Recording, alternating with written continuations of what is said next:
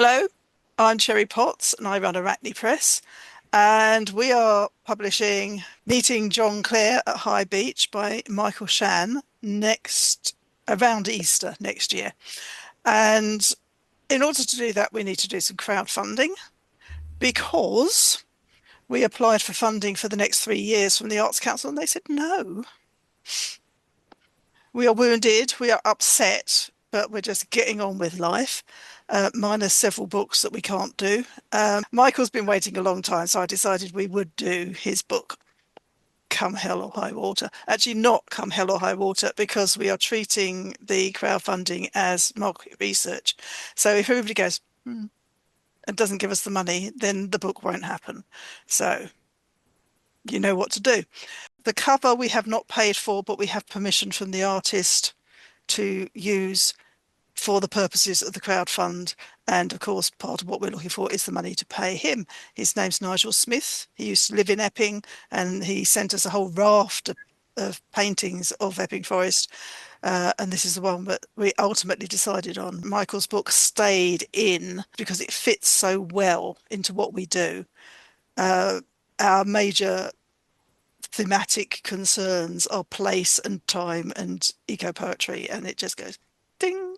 So that's why we're doing it. I'm now going to ask Michael to tell you why you'd want to read it, why he wrote it, why it's about Epping, that kind of thing. Michael. So Meeting John Clare at High Beach is a collection of 43 poems which celebrate the trees, flowers and wildlife of Epping Forest, which is a 14-mile stretch of ancient woodland on the northeast edge of London. The poems also celebrate the history of the forest and the many well-known people who've spent time there, such as John Clare, Edward Thomas, Mary Wollstonecraft, William Morris, and Queen Elizabeth I. And I've lived in Walthamstow, just 50 metres from the edge of the forest for the past 20 years. And I've loved exploring the forest through walks, runs, bike rides throughout all that time. But it was in early 2021, during one of the COVID lockdowns, when we were doing all of our daily walks that we were allowed to do in the forest, that I really started noticing those very little changes in the forest, in the trees changing during the spring particularly, and realised I didn't know the forest as well as I thought I did.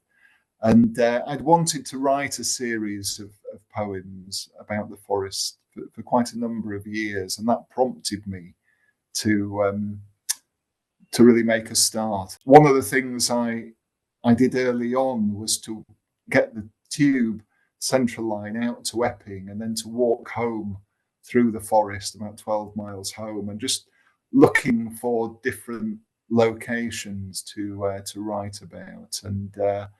And one of the ideas behind the forest is you could take the book and walk through the forest and read poems about lots of different places throughout the time. The more I started digging, in a way, to find out more about the forest, the more I discovered, and that led me on to further discoveries as well. And really, I loved finding out about the history of the forest, as well as the beautiful woodland and some of the pasture, the clearings in the forest.